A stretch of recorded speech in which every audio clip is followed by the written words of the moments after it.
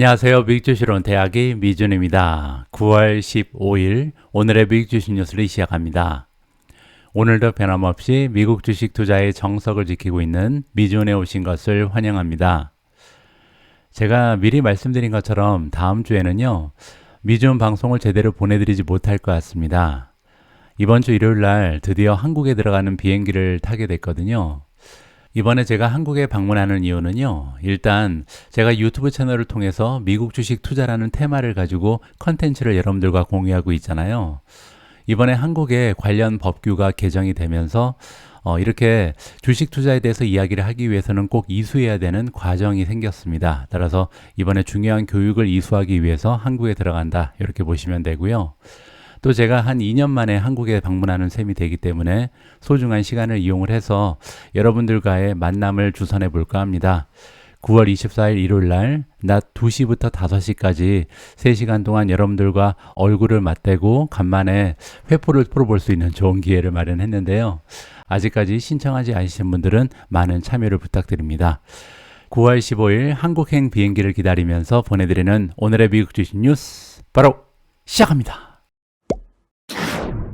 오늘도 소중한 구독자님께서 남겨주신 댓글에 대한 답변을 먼저 드리고 시작하겠습니다.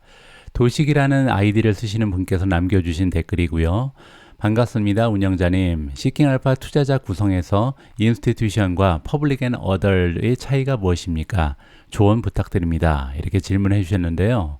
가령 예를 들어서 테슬라 페이지에 들어가서 우리가 좀 쭉 내려오다 보면요, 중간에 이제 누가 이렇게 지분을 가지고 있는지를 보여주는 표가 있습니다. 오너십이라고 나와 있죠. 여기 보시면 인스티튜션이 있잖아요. 그리고 중간 지점에 인디비주얼이 있고 그 밑에 퍼블릭이 있습니다. 여기 나와 있는 인디비주얼 인사이더는요, 내부자들이 가지고 있는 주식을 얘기하고요. 5번째 가장 마지막에 있는 퍼블릭 앤 어덜즈는요, 우리 같은 개인 투자자를 얘기합니다. 반면 가장 위에 있는 인스티튜션은 우리가 보통 기관이라고 얘기하는 투자 기관이죠. 따라서 지금 테슬라 같은 경우는요, 전체 지분의 43.5%를 투자 기관에서 보유하고 있고, 퍼블릭, 우리 같은 개인 투자자들이 41.95%, 그리고 인사이더가 14.46%를 가지고 있다. 내부자들도 상당히 많은 주식을 보유하고 있습니다. 일론 머스크 때문이죠. 자, 어쨌든 이런 비율을 보면서 우리가 한 가지 간파할 부분이 있는데요. 아직까지도 테슬라는 어느 정도 리스크가 많은 종목이다, 이렇게 우리가 눈치를 챌 수가 있습니다. 이게 무슨 얘기냐면요, 개인 투자자들과 그 다음에 기관 투자자들은요, 엄연히 투자 성향에서 많은 차이를 보입니다. 왜냐면요, 개인 투자자들은 내 돈을 가지고 하는 경우가 대부분이잖아요. 하지만 기관 투자자들은 수익을 조금 줄이더라도 리스크를 관리하는 것이 굉장히 중요합니다. 왜냐면 그들은 고객의 돈을 가지고 대신 투자를 하고 있잖아요. 그러고 나서 이제 수수료를 부과하면서 수익을 창출하고 있는데, 여기서 가장 중요한 부분은요, 우리 인간은 보통 성공해서 느끼는 희열보다 실패해서 맛보는 고통이 더 크다고 합니다. 따라서 고객 입장에서 돈을 잃게 되면요, 그 기관을 떠날 가능성이 굉장히 높게 되죠. 따라서 기관의 입장에서는요, 수익을 올리는 것도 물론 중요하지만 어떻게 하면 리스크를 감소시킬 수 있을까, 고객의 돈을 잃지 않을 수 있을까, 이 부분에 많은 집중을 하게 됩니다. 따라서 테슬라 같은 종목은 아직까지 리스키하다, 이렇게 보는 기관 투자자가 많이 있다는 것을 여기서 눈치를 챌 수가 있는 거죠. 하나만 더 보여드리겠습니다. 팔란티어가 대표적인 예가 될 텐데요. 밑으로 쭉 내려와서 보시면요, 오너십을 찾아보겠습니다. 여기 있습니다. 보시는 것처럼 지금 현재 팔란티어의 지분은요, 35.77%만 지금 기관이 보유를 하고 있고, 50%는 우리 같은 개인 투자자들이 투자를 하고 있습니다. 따라서 개인 투자자들이 굉장히 좋아하는 종목인 반면 아직까지 기관 투자자는 조금 꺼리고 있다, 이렇게 볼 수가 있는 거죠. 마이크로소프트를 한번 볼까요? 쭉 가서 보겠습니다. 마이크로소프트가 굉장히 다른 모습을 보여주겠죠. 자, 여기 나와 있습니다. 기관 투자자가 가지고 있는 지분이 72.46%나 되고요, 개인 투자자는 27.46%입니다. 누구나 다 알고 있습니다. 마이크로소프트가 얼마나 좋은 기업인지, 세계 최고의 테크 기업 중에 하나죠. 하지만 그럼에도 불구하고 개인 투자자들한테는 그닥 인기가 없는 것으로 보입니다. 왜냐면요, 개인 투자자들은 조금 리스크를 감내하더라도 기대 수익이 높은 종목을 찾는다, 이렇게 우리가 성향을 파악할 수가 있고요. 반면 기관 투자자들은 굉장히 안전한 종목을 선호한다. 이렇게 볼 수가 있는 거죠. 따라서 우리가 팔란티어 종목으로 다시 가서 한 가지 기대할 수 있는 부분은 뭐냐면요. 향후 팔란티어가 안정적인 어닝을 산출해내고요. 계속해서 성장하는 모습 그리고 안정적인 기업의 모습을 보이게 되면요. 인스티튜션, 기관 투자자들이 대거 몰려들 가능성이 높습니다. 왜냐하면 지금 현재로는요. 팔란티어의 굉장히 좋은 가치보다는 리스크한 부분을 굉장히 걱정을 많이 하고 있다는 것을 여기서 우리가 살펴볼 수 있잖아요.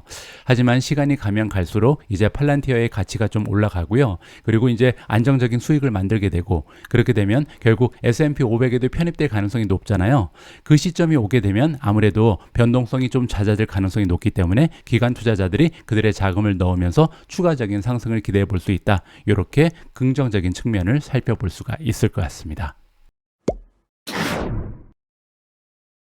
어제 미국 증시의 시황부터 정리하도록 하겠습니다. 3대 지수 모두 기분 좋게 상승하는 추세를 만들어냈고요.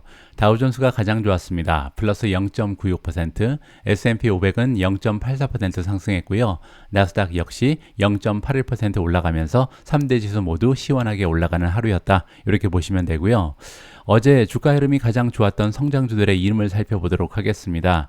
일단 스템이 오래간만에 7.23% 급등했고요. 플러그 파워가 플러스 6.33, 코인베이스 플러스 4.50, 차지포인트 플러스 4.31, 버진 갤럭틱 플러스 4.19, 크리스퍼 플러스 3.89, 파이버 플러스 3.88, 도세보 플러스 3.72, 리비안 플러스 3.70, 인터디지털 플러스 3.43, 애쉬가 3.28% 올라갔습니다. 이 중에서 버진 갤럭틱은 최근에 주가 흐름이 가장 좋지 않았던 종목인데요. 어제 간만에 4% 넘는 상승 추세를 만들어냈습니다. 그럴 만한 이유 하나가 있었고요. 버진 갤럭틱이 발표를 했다. 5개월 만에 5번째 우주여행 비행선을 띄운다라는 반가운 소식이고요. 이번에 10월 5일 날 4번째 갤럭틱 지로4라고 부르죠. 4번째 상업용 우주비행 여행선을 띄운다. 이렇게 발표가 나오면서 주가가 탄력을 받았다. 이렇게 정리하면 될 것 같습니다. 다음은 메가테크 기업들의 성적표입니다. 어제 메타가 가장 좋았습니다. 2.18% 상승했고요. 테슬라가 플러스 1.75, 구글이 플러스 1.08, 애플이 플러스 0.88, 마이크로소프트 플러스 0.79, 엔비디아 플러스 0.21. 반면 아마존하고 넷플릭스는 떨어졌는데요. 그 중에서도 넷플릭스는 2.85% 큰 폭으로 하락하는 모습을 보여줬습니다. 2022년 우리는 최악의 베어 마켓을 직접 경험했습니다.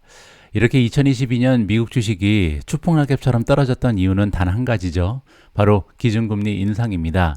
너무나 짧은 시간에 너무나 빠르게 기준금리가 급상승했습니다. 그러면서 이제 주식시장에서는 힘을 쓰지 못했는데요.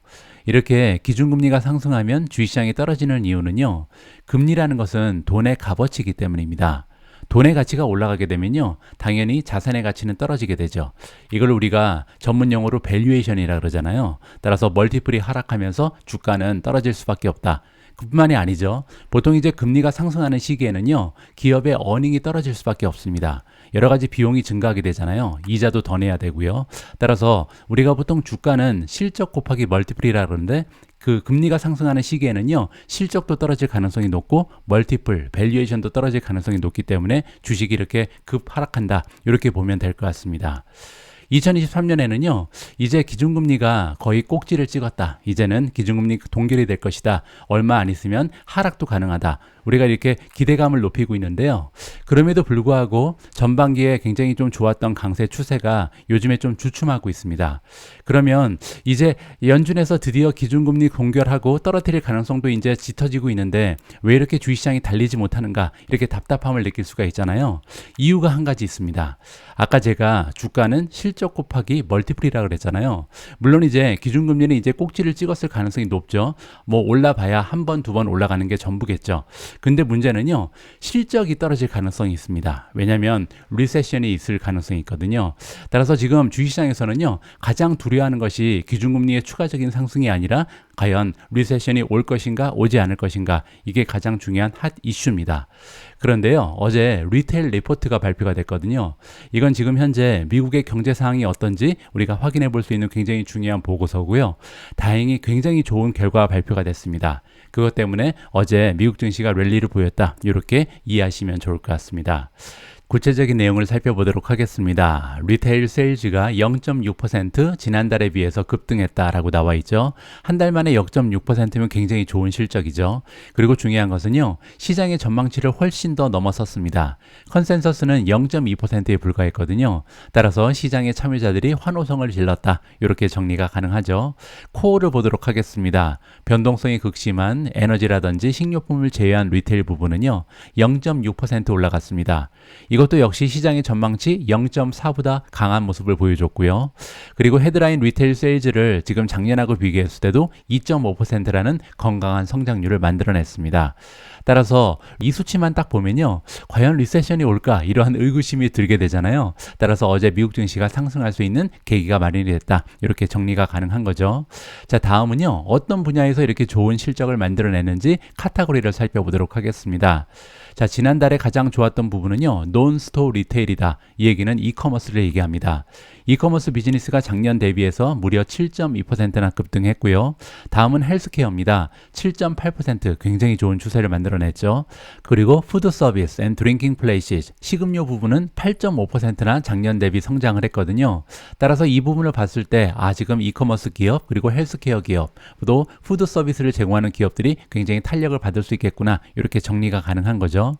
여기 나와 있습니다. 아마존한테는 굉장히 좋은 뉴스다. 애쉬도 마찬가지고요.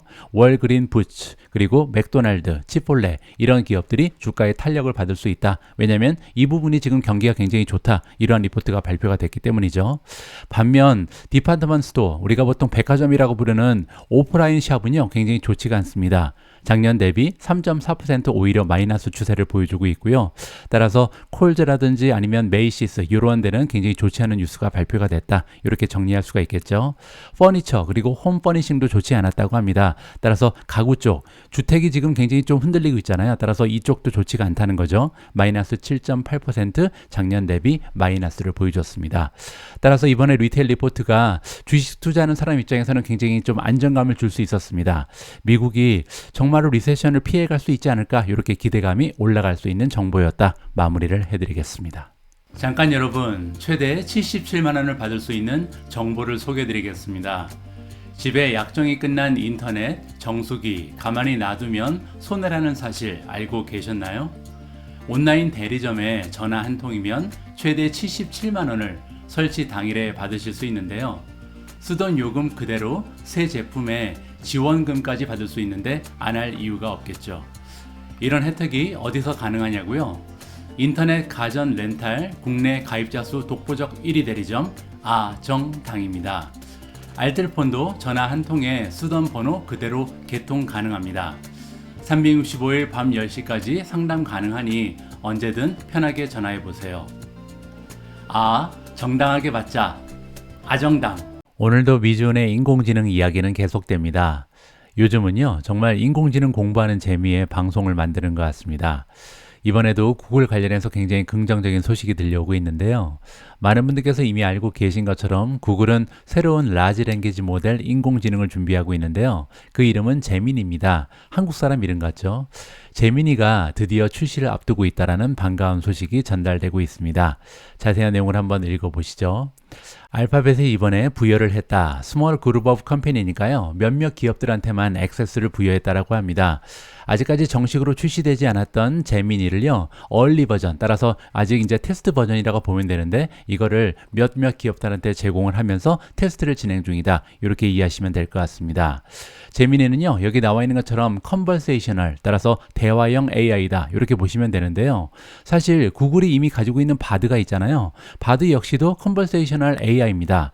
따라서 바드를 놔두고 이걸 왜 만드나, 이런 생각이 들 수 있는데요. 여기 나와 있는 것처럼 최근 시장에서 가장 평가를 높게 받고 있는 생성형 AI는 챗GPT-4입니다. GPT-4 모델이죠. 따라서 이거를 겨냥한 거다. 따라서 인공지능의 최고 자리를 획득하기 위해서 구글이 야심차게 준비하고 있는 생성형 AI가 제미니다, 이렇게 보시면 될 것 같습니다. 제미니 같은 경우는요, 굉장히 다양한 능력을 가지고 있다라고 설명이 되어 있습니다. 일단 제미니는요, 라르지 랭귀지 모델, 자연어 처리 모델의 집합체다라고 나와 있습니다. 그만큼 활용 범위가 굉장히 높다, 할 수 있는 일이 굉장히 많다, 이렇게 우리가 정리를 해볼 수가 있겠죠. 인공지능의 파워를 이용을 해서 챗봇을 구동한다. 이건 이제 굉장히 흔한 거고요. 챗봇 기능만 있는 것이 아니라 텍스트를 서머리, 요약해 준다라고 나와 있고요.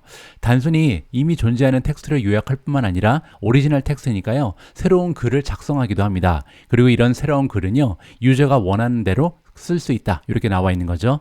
따라서 우리 인간이 원하는 이메일 드라프트, 내가 이제 이메일을 작성할 때 내 대신 이메일을 작성할 수도 있는 거고요. 뮤직 릴릭스, 이거는 이제 작사를 할 수 있다는 겁니다. 따라서 다가오는 미래에는요, 인공지능이 만든 굉장히 슬픈 노래를 들으면서 우리가 눈물을 흘릴 가능성도 있다, 이렇게 보는 거고요. 심지어는 새로운 스토리, 따라서 이제는 소설도 쓸 수 있다. 세상에 소설가는 다 망하게 생겼습니다. 자, 뿐만이 아닙니다. 소프트웨어 엔지니어와 함께 코드를 작성할 수 있다. 이제는 컴퓨터가 코드를 직접 쓰는 시대가 다가온 거고요. 그리고 오리지널 이미지를 만들 수 있더라고 합니다. 따라서 우리가 사용자 입장에서 이러이러한 사진, 이러이러한 그림을 그려줘. 그러면 거기에 맞춰서 주문할 수 있는 이미지를 만들어준다는 거죠. 따라서 굉장히 다양한 기능을 가지고 있다, 이렇게 설명이 되고 있고요. 자, Search and Advertising Giant, 구글을 얘기하는 거고요. 구글은 제미니를 활용할 것이다. 어떠한 식으로 활용하냐면요, 구글 클라우드에 Vertex AI 서비스라는 것이 있습니다. 이거를 통해서 이제 제미니를 이용할 수 있다. 그 얘기는요, 제미니를 창조하는 이유가 결국은 돈을 벌기 위해서다. 그리고 이 돈을 벌기 위해서 구글 클라우드 안에 여기다 서비스를 개설한다는 거죠. 따라서 기업들 입장에서는요, 이 제미니의 힘을 이용하기 위해서는 구글 클라우드의 고객이 될 수밖에 없다, 이렇게 우리가 이해를 할 수 있겠습니다. 따라서 앞으로 제미니가 출시하게 되면요, 구글의 클라우드 점유율이 조금 더 올라갈 수 있는 계기가 마련되지 않을까, 이렇게 우리가 기대감을 높여볼 수가 있을 것 같습니다. 자, 그런데 이 부분에서 아까 제가 여러분들과 함께 살펴본 것처럼 바드가 있는데 굳이 왜 제미니를 만드는가, 뭐 그 설명이 나와 있었죠. 최고의 자리를 뺏기 위해서 제미니를 만들었는데, 제가요, 바드한테 한번 물어봤습니다. 뭐라고 물어봤냐면, 지금 현재 구글이 또 다른 라지 랭귀지 모델 AI인 제미니를 만들고 있다. 그 차이점이 뭐냐, 너랑 도대체 뭐가 달라, 이렇게 물어봤거든요. 그랬더니 이제 자세하게 기술을 해주는데 굉장히 재밌는 부분이 있습니다. 캐퍼빌리티가 뭐냐면요, 능력을 얘기합니다. 자, 그래서 지금 제미니와 자기 자신의 능력을 비교하고 있는데요, 바드가 뭐라 그러는지 한번 들어보시죠. 제미니는 이미지를 만들 수가 있다. 그리고 랭귀지를 트랜슬레이트 할 수 있다. 번역도 할 수 있다. 그리고 이제 여러 가지 크리에이티브 컨텐츠니까요, 새로운 컨텐츠도 만들 수 있다라고 얘기합니다. 따라서 굉장히 똑똑하다, 이렇게 얘기하죠. 자, 그런데 그 뒤에 뭐라 그러냐면, 하지만 나처럼 잘하지는 못한다라고 써 있습니다. 정말 너무 재밌어서 이거를 여러분들께 꼭 보여드리고 싶었는데요. It is not as good at these tasks as I am. So 나도 이거 다 할 수 있다는 얘기입니다. 나도 이미지 만들 수 있고 번역할 수 있고 새로운 컨텐츠 만들 수 있는데 제미니는 나보다 못해, 이렇게 얘기하고 있거든요. 아까 우리가 살펴본 내용하고 조금 상충되죠. 그리고 또한 자기의 능력을 다시 한번 얘기하는데요, 나는 너의 질문에 답할 수 있어. 근데 굉장히 정보력이 충실한 그런 방법으로 너의 답에 대답을 할 수 있어. 그리고 여기 뭐라고 써 있냐면, 만약에 네 질문이요, 굉장히 어려운 질문이거나 아니면 이상한 질문이라도 나는 다 대답할 수 있다라고 얘기합니다. 저는 이걸 보고 빵 터졌습니다. 이거 어떻게 보면요, 제미니한테 조금 질투를 하는 것이 아닌가, 이런 생각까지 들었거든요. 어쨌든 인공지능하고 이런 재밌는 대화를 하고 있다는 자체가 굉장히 신기하기도 하고요. 또한 한편에서는 조금 걱정되는 면도 있고, 이런 느낌을 받았습니다. 제가 어제 방송에서 메타의 왓츠앱에 이제 유튜브처럼 채널을 개설할 수 있게 됐다, 이런 뉴스를 전해드렸는데요. 그러면서 최근에 메타가 일을 정말 열심히 하는 느낌을 받는다, 이런 부연 설명을 드린 바가 있습니다. 그런데요, 메타 관련해서 또 하나의 소식이 들려옵니다. 이번에도 왓츠앱인데요, 왓츠앱 안에 광고를 삽입할 것이다, 이런 굉장한 소식이 전달이 되고 있거든요. 제가 카카오톡을 거의 사용하지 않아서 기억이 안 나는데 카카오톡은 광고가 가끔 뜨는 것 같거든요. 그런데 왓츠앱에는 광고가 아예 없습니다. 그래서 만약에 이게 이제 실현된다면 굉장히 커다란 수익원이 창출되는 것이 아닌가, 이렇게 기대를 해볼 수가 있다는 거죠. 자, 메타 플랫폼즈가 소유하고 있는 왓츠앱이 지금 결정을 하고 있다, 지금 시험을 하고 있다, 이렇게 보면 되는데요. 새로운 기능을 추가할 것이다. 이 기능은 뭐냐면 애드버타이즈먼트, 광고를 보여주는 겁니다. 따라서 지금 아직까지 애플리케이션 안에 광고가 전혀 없었는데요, 사상 처음으로 이 왓츠앱 안에 광고가 등장할 예정이다, 이러한 소식을 파이낸셜 타임즈가 방금 전에 한 2시간 전에 보도를 해줬습니다. 자, 그리고 메타에 있는 팀이 지금 디스커션을 하고 있다. 따라서 이 광고를 정말 할 것인가 하지 말 것인가 여기에 대해서 디베이트를 하고 있다라고 나와 있고요. 그 위치를 보시면 리스트 오브 컨버세이션이니까 제가 잠깐 보여드리겠습니다. 왓츠앱의 지금 웹 버전인데요. 보시는 것처럼 제가 다양한 챗을 하고 있죠. 이 챗 안에 이제 광고가 들어갈 것이다. 이렇게 보시면 됩니다. 따라서 광고와 광고 사이에 아니면 이제 컨텍츠가 있잖아요. 그래서 사람들 이제 연락처가 쭉 뜨면 그 안에 광고가 들어갈 가능성이 있다. 이렇게 이해하시면 될 것 같습니다. 하지만 아직까지 완전히 파이널 디시전, 최종 결정이 난 것은 아니다. 따라서 조만간 커다란 뉴스가 발표될 가능성이 있다라고 생각을 하고요. 제가 볼 때는 왓츠앱의 그 잠재력을 봤을 때 엄청난 광고 효과가 있을 것 같고요. 또한 거기서 들어오는 매출도 만만치 않을 것이다라는 생각이 문득 스쳐갑니다. 따라서 메타에 투자하시는 분들께서는 굉장히 흥미로운 기사가 발표가 됐다. 이렇게 정리가 가능합니다. 바로 앞에서 제가 최근에 메타 플랫폼즈가 참 일을 열심히 한다 이런 말씀을 드렸는데요. 사실 일 열심히 하기로 빼놓을 수 없는 기업 하나가 있습니다. 바로 우버죠. 우버는요, 제가 지금 한 1년간 투자하면서 정말 기사가 없는 날이 거의 없을 정도로 최고로 열심히 하는 모습을 보여주고 있는데요. 이번에도 굉장히 커다란 호재 하나를 주주들한테 안겨주고 있습니다. 어떤 내용인지 한번 살펴보시죠. 자, 일단 굉장히 중요한 뉴스, 굉장히 중요한 사건이 발생했다. 목요일날 발표가 됐다. 이렇게 지금 시작을 하고 있습니다. 우버 테크놀로지가 이번에 페이팔과 파트너십을 결성했는데요. 멀티 이어 어그리먼트니까 장기간에 걸쳐서 협력이 진행될 것으로 나와 있습니다. 이번에 우버 입장에서는 어떠한 도움이 되는지 여기 나와 있는데요. 우버가 글로벌 카드 프로세싱, 따라서 카드로 이제 결제를 받아야 되잖아요. 이 카드 결제 네트워크를 확장할 수 있는 기회가 마련이 됐다. 이렇게 나와 있습니다. 그러면서 이번에 전략적인 파트너십의 목적이 여기 설명되고 있는데 우버가 전 세계로 진출하는데 전 세계 글로벌 기업으로 성장하는데 많은 도움을 줄 것이다. 이렇게 정리가 가능합니다. 자, 이 얘기가 뭐냐면요. 잠깐 보여드리겠습니다. 페이팔 같은 경우는요. 현재 200개가 넘어가는 나라에서 활용이 가능합니다. 정말 많은 나라에 이미 진출해 있는 대표적인 글로벌 기업이다. 이렇게 볼 수가 있고요. 그리고 지금 사용될 수 있는 통화의 수도요. 무려 25개가 되거든요. 25개나 되는 화폐로 거래가 가능한 것이 페이팔이다. 따라서 네트워크를 확실하게 구축해 놓은 그런 기업이죠. 그런데 반면 우버 같은 경우는요. 72개국에 진출해 있는데 그쳤습니다. 따라서 무슨 얘기냐면 지금 우버 같은 경우는 다른 나라에 아직 안 들어갔다는 거죠. 따라서 무궁무진한 지금 글로벌 진출의 기회가 남아 있잖아요. 그런데 이번에 페이팔과 힘을 합쳐서 페이팔처럼 200개가 넘는 나라로 진출한 그런 기업이 되겠다. 따라서 그러기 위해서는 결제 시스템이 구축이 돼야 되는데 그걸 페이팔과 함께 만들어 나가겠다. 이렇게 이해하시면 좋을 것 같습니다. 자, 물론 우버 입장에서도 페이팔에 도움을 줘야겠죠. 여기 나와 있는 것처럼 우버가 이제 페이팔의 밸류 에디드 서비스, 부가 서비스를 이용할 것이다. 여기 나와 있는 페이팔 페이아웃입니다. 페이팔 페이아웃은요, 우리 같은 소비자를 위한 서비스가 아니라 사업자들이, 따라서 회사들이 이제 대량으로 여기저기에 송금을 할 때 사용하는 그런 서비스다라고 이해하시면 되고요. 따라서 이 서비스를 이용해서 우버 드라이버들이, 우버를 위해서 일하는 사람들이요, 이제 우버한테 입금을 받을 거 아니에요. 그 입금을 받을 때 페이팔 구자 아니면 벤모를 사용할 수 있게 됐다. 이렇게 이해하시면 될 것 같습니다. 하지만 제가 보기에는요, 이번 파트너십의 진정한 승자는 우버라고 생각이 듭니다. 앞에서 설명된 지역적인 확장을 떠나서요, 한 가지 굉장히 중요한 부분이 있거든요. 바로 이겁니다. 이번 파트너십의 가장 주목할 만한 부분은 뭐냐면 우버원과 페이팔의 통합이다.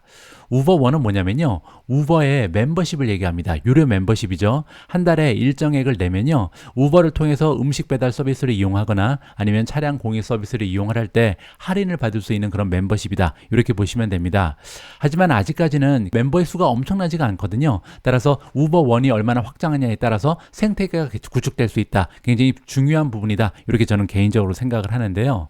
그런데 이번에 파트너십을 통해서 우버원과 페이팔이 어떠한 통합을 보이게 됐냐면요, 우버의 고객 입장에서는 돈을 절약할 수 있게 된다. 그 얘기가 뭐냐면요, 페이팔 월렛이나 아니면 벤모를 사용할 때 수수료를 납부하잖아요. 그런데 우버원 멤버는요, 이게 또 할인이 된다고 합니다. 따라서 아까 제가 보여드린 것처럼 페이팔은요, 전 세계 200국에 이미 진출해 있는 굉장히 커다란 회사죠. 사용자 수도 훨씬 많습니다. 따라서 페이팔에서 거래를 하는 사람들의 수를 생각해 볼 때 만약에 우버원에 가입을 하면 수수료를 절감할 수 있다. 이런 면에서 우버원의 회원 수를 증가시키는데 굉장히 커다란 결정적인 계기가 되지 않을까 개인적으로 기대를 해봅니다. 우버1의 숫자가 늘면 늘수록, 따라서 멤버의 수가 늘면 늘수록 우버는요 네트워크 효과를 구성할 수 있죠. 그렇게 되면 경제적 해자가 구축이 됩니다. 따라서 아직까지는 완전한 경제적 해자를 구축하지 못한 우버가 결정적으로 이제 정말 믿을 만한 기업, 투자할 만한 기업이 될 수 있는 중요한 계기가 마련되고 있다, 개인적으로 판단을 하고 있습니다. 다음은 테슬라 관련된 소식을 준비했는데요. 어제 미국에서는 자동차 산업에 굉장히 커다란 뉴스가 발생했습니다. UAW, 우리가 보통 유나이티드 오토 워커라고 부르는 미국의 자동차 노동조합인데요. 여기에 멤버들이 스트라이크에 들어갔다. 노동 파업을 한 거죠. 자, 이 부분 때문에 굉장히 좀 시끌시끌한 상황인데요. 어떤 내용을 우리가 파악할 수 있는지 한번 읽어보도록 하겠습니다. 자, 굉장히 많은 수천 명이나 되는 유나이티드 오토 워커즈 멤버가 이번에 파업에 돌입을 했다. 어제부로 시작을 했고요. 세 개의 공장에서 지금 동시다발적으로 일어났다라고 전달이 되고 있습니다. 왜냐하면 이들이 이제 협상을 굉장히 오랫동안 진행을 하고 있었는데요. 잘 진행이 되지 않았습니다. 따라서 어제 목요일 밤이 데드라인이었는데 데드라인을 넘겨버렸다. 이렇게 보시면 되고요. 이번에 파업에 참가하고 있는 노동자의 수는요. 12,700명으로 집계가 되고 있는데요. UAW는 사실 14만 6천 명이나 되는 조합원이 있거든요. 그리고 이제 세 개의 기업을 모두 커버합니다. 포드, GM, 그리고 스텔란티스. 세 개의 기업에 일하고 있는 노동자들이 모두 포함이 된 숫자다. 이렇게 보시면 되고요. 따라서 지금 현재 14만 6천 명 중에 12,700명밖에 참여를 하지 않고 있기 때문에 이 숫자가 가면 갈수록 늘어날 수도 있다. 이렇게 부정적으로 전망이 가능한 상태죠. 자, 그 와중에 마켓와치의 기사를 보시면요. 테슬라가 이러한 노동조합 파업 때문에 아마도 혜택을 입을 것이다. 이러한 기사가 전달되고 있거든요. 이게 무슨 얘기인지 한번 들어보도록 하겠습니다. 테슬라는요. 지난 몇 년에 걸쳐서 노동조합이 들어서는 것을 잘 막아왔다라고 시작을 하고 있습니다. 그렇기 때문에 테슬라는요. 이번에 발생하고 있는 노동조합의 파업 때문에 아마 위너가 될 것이다. 혜택을 받을 수 있다. 이렇게 지금 전망이 되고 있고요. 이러한 전망을 안겨주고 있는 전문가는 진 먼스터입니다. 딥워터 에셋 매니지먼트의 매니징 파트너다. 이렇게 보시면 되고요. 빅오토가 아까 등장했던 포드, GM, 그리고 스텔란티스죠. 이렇게 전통적인 대규모의 자동차 기업은요. 굉장히 어려운 상황에 직면해 있다. 어떤 부분에서 그러냐면 지금 현재 비즈니스를 전기차로 바꿔야 되잖아요. 왜냐하면 전기차의 발전 속도, 이 도입 속도가 너무나 빨리 증가하고 있기 때문에 하루빨리 내연기관에서 전기차로 바꿔야 되는 그런 입장에 있습니다. 그런데 이게 쉽지가 않다는 거죠. 그런데 거기에 설상가상으로 지금 현재 노동조합과의 마찰이 일어나면서 굉장히 어려운 단계에 이르고 있다. 특히 이제 코스트가 엄청나게 많이 올라갈 가능성이 높다. 그렇게 되면요. 그렇지 않아도 마진이 너무나 낮은 기업들인데 레드로 돌아설 것이다. 수익이 나지 않고 적자로 추락할 가능성이 높다. 이러한 전망을 진 먼스터가 내비치고 있습니다. 자, 포드 같은 경우는요. 지금 현재 임금을 20% 올려주겠다라고 지금 협상 테이블에 발표를 했습니다.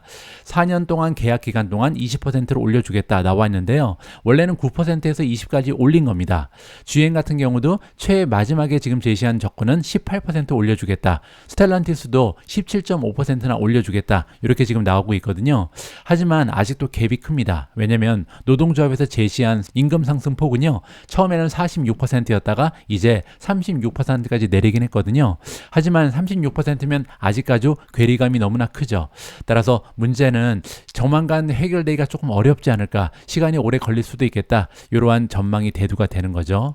자, 그리고 문제는요. 지금 이렇게 40% 가까이 올려달라고 조건을 내미치고 있는데 그 전에도 지금 현재 임금을 비교해 봐도요. 이 빅3, 포드, GM 그리고 스텔란티스에서 일하고 있는 노동자들의 임금은요.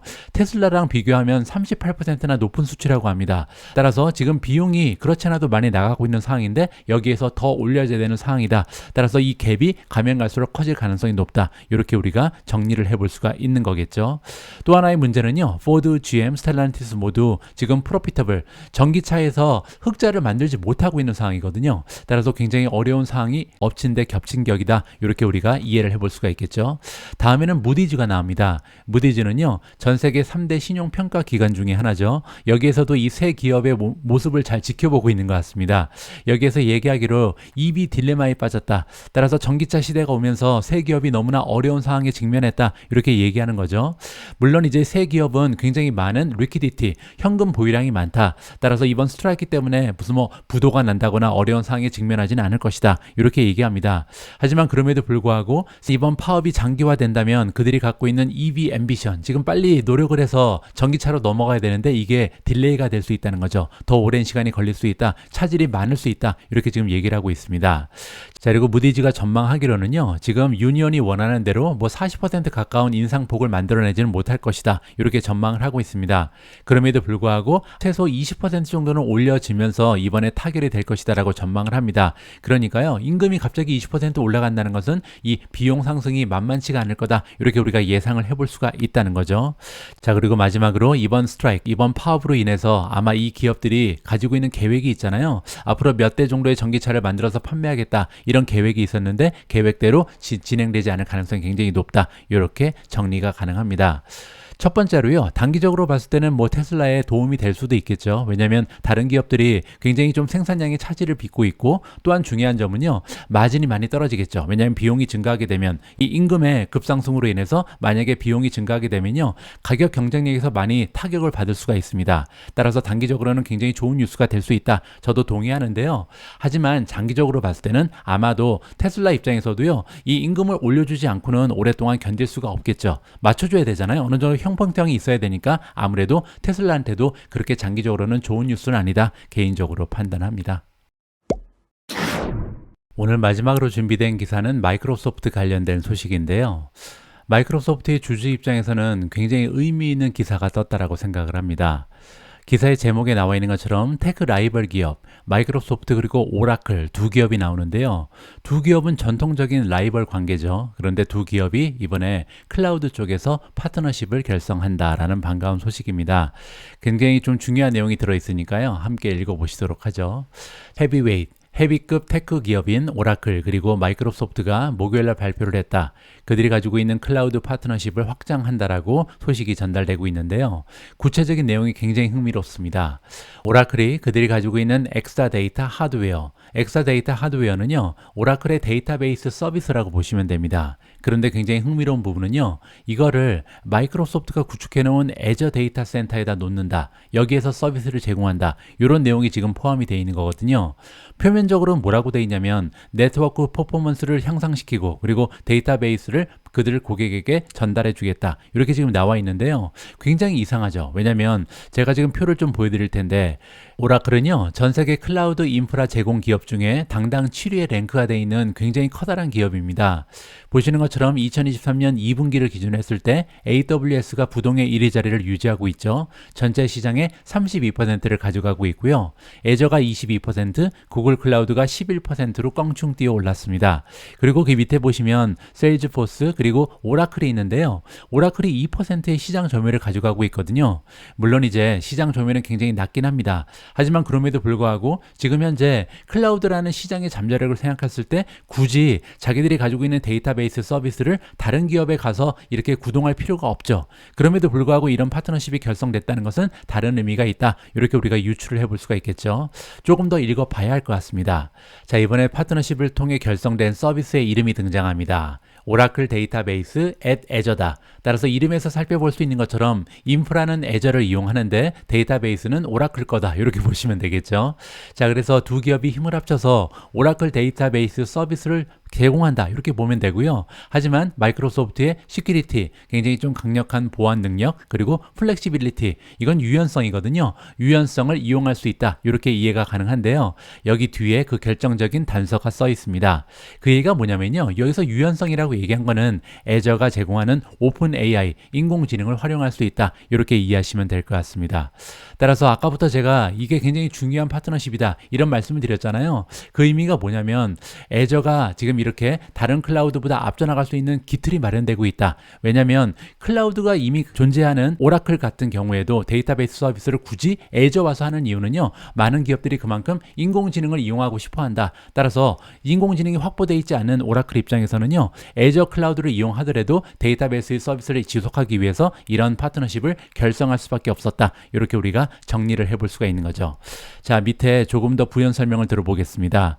마이크로소프트의 CEO 사티아 나델라의 말인데요. 여기에 이번 파트너십이 깔끔하게 정리가 되어 있습니다. 자, 이번에 오라클과의 파트너십을 통해서 마이크로소프트의 애저는요, only other cloud provider다. 이 얘기는 뭐냐면요, 오라클도 이미 클라우드 서비스를 제공하는 클라우드 인프라 기업이잖아요. 그럼에도 불구하고 지금 오라클이 그들의 데이터베이스 서비스를 굳이 애저 와서 하는데 이런 일은 여태까지 없었다. 처음 있는 일이다. 우리가 유일하다. 이렇게 지금 얘기하는 거죠. 자, 그 이유가 여기 설명되고 있죠. 고객사들 입장에서는요, 새로운 웨이브, 따라서 새로운 웨이브가 지금 오고 있는데 클라우드를 통해서 이러한 혁신의 기술력을 이용하기 싶어 한다. 따라서 이들을 도와줄 것이다. 이렇게 지금 나와 있는데요. 여기 나와 있는 New Wave of Innovation, 새로운 혁신의 모습이 바로 인공지능이다. 이렇게 우리가 유추를 해볼 수가 있겠죠. 따라서 이번 기사를 통해서 우리가 살펴볼 수 있는 부분은 뭐냐면, 아까 보신 것처럼 이미 애저는요, 전 세계 클라우드 시장의 22%를 차지하고 있습니다. 하지만 여기에서 더 발전할 가능성이 굉장히 높다. 왜냐면 지금 오라클과의 파트너십에서 우리가 살펴볼 수 있는 것처럼 애저가 구축해 놓은 AI 힘이 만만치가 않다. 정말 많은 고객들이 이 애저를 찾아올 가능성이 있다. 인공지능을 이용하기 위해서다. 이렇게 정리가 가능할 것 같습니다. 물론 이러한 추세는요, 구글 클라우드도 만만치 않겠죠. 구글 클라우드 역시도 같은 서비스를 제공하고 있는 기업이기 때문에 기대를 해볼 만한다. 따라서 제가 볼 때는요, 앞으로 이 세 개의 기업이 클라우드 쪽에서 엄청난 성장을 거듭할 가능성이 굉장히 높다고 판단을 하고 있습니다. 9월 15일 보내드린 오늘의 미국 주식 뉴스는 여기까지입니다. 오늘 방송도 마지막까지 함께 해주신 분들께 감사의 말씀을 드립니다. 자, 이제 한동안 제가 유튜브를 통해서 인사를 못 드릴 수도 있는데요. 가끔씩 이제 특별 방송이 준비되어 있으니까 이 특별 방송 기다려 주시고요. 저는 한국에서 오프라인 이벤트 참가해 주시는 분들께 직접 얼굴을 맞대고 인사드릴 수 있도록 하겠습니다. 우리 모두가 미국 주식 투자로 은퇴하는 그날까지 다 함께 화이팅입니다. 행복한 하루 되세요. 감사합니다.